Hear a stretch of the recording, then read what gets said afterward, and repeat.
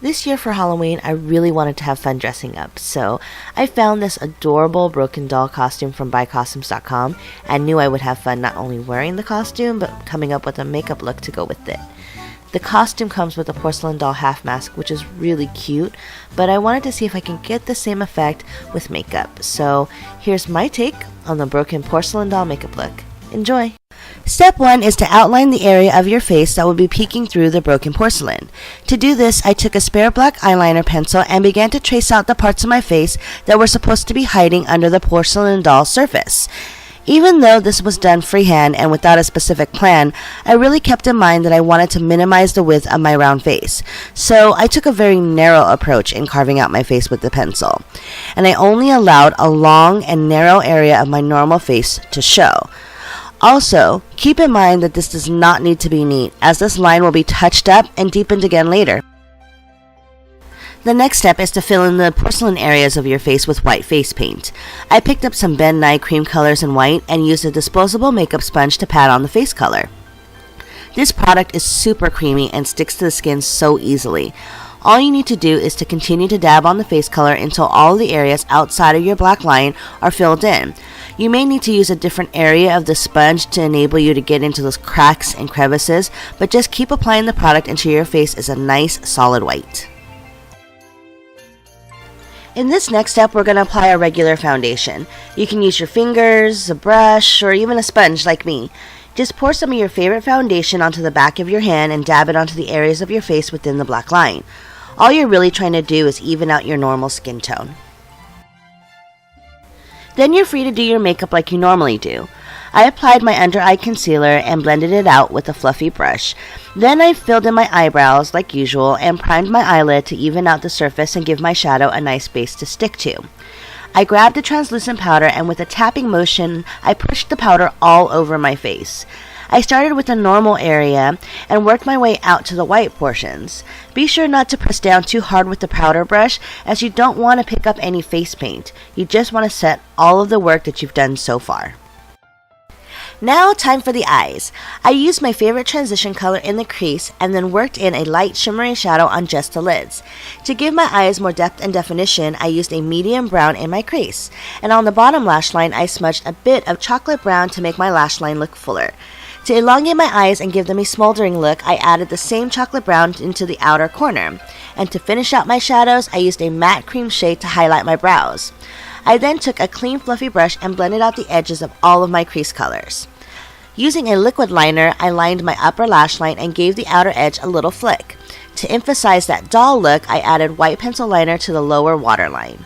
I'm going to skip my mascara for now and allow the liquid liner a chance to dry. Let's give this cheek some color. I started with a powder blush on my natural skin area and then moved into the cream blush for the porcelain areas of my face.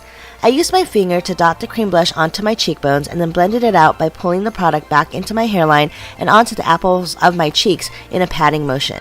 I then set the cream blush by applying a bright powder blush over top of it. To finish up the natural part of my face, I added a bright red lip. I first lined my lips to make sure my own lip color didn't peek through, and then I topped it with a matching lip color. Be sure not to go over the line, as we'll be using another color for the doll lips in a little bit. To further exaggerate the porcelain doll look, I used a darker eyebrow powder to fill in my brow.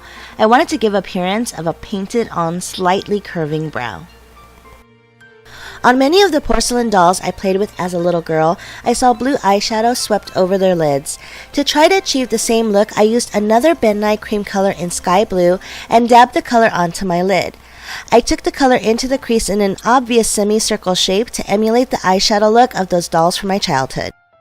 Again, I grabbed my liquid liner to complete the eye look on the porcelain doll side of my face. I drew a thin line in the inner corner and worked my way to the outer corner.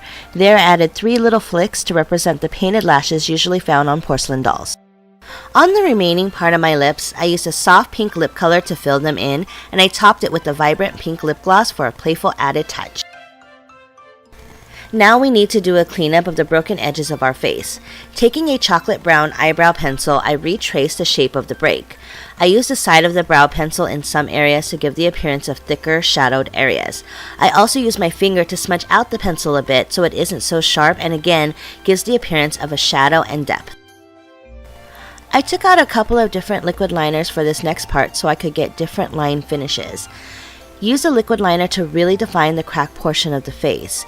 Be sure to stay as close to the white makeup as possible so that the shadows rest on the other side of your liquid eyeliner line. This will help give the cracked portions dimension and help them to stand out. While defining the major crack in your face, you can also veer off and create smaller fractures wherever your imagination wants to put them. Start with a single line and play with the pressure you apply in the liner brush to achieve different line thicknesses. Wiggle your hands and let the brush jump around a bit to get those jagged little cracks. It's really up to you how many cracks you have and where you want to put them. You can even use the cracks to cover up a blemish on your face. So have fun with this part.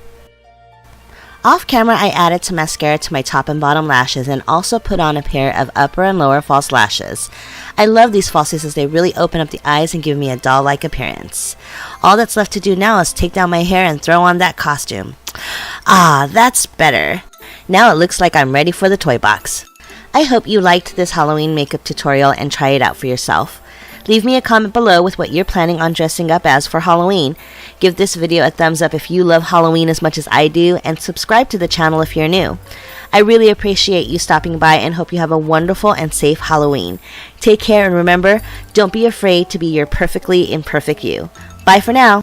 Click on the video above to check out my all-day first impression of the Becca Ultimate Coverage Complexion Cream and the IT Cosmetics Bye Bye Pores Micro HD Powder. Don't forget to visit my website for more details on me and this Halloween makeup tutorial. I'll have a list of all the products used on my blog on makeupmyworld.com. Also be sure to follow me on Facebook, Instagram, and Twitter. My details are below. Take care and I'll see you next time. Bye!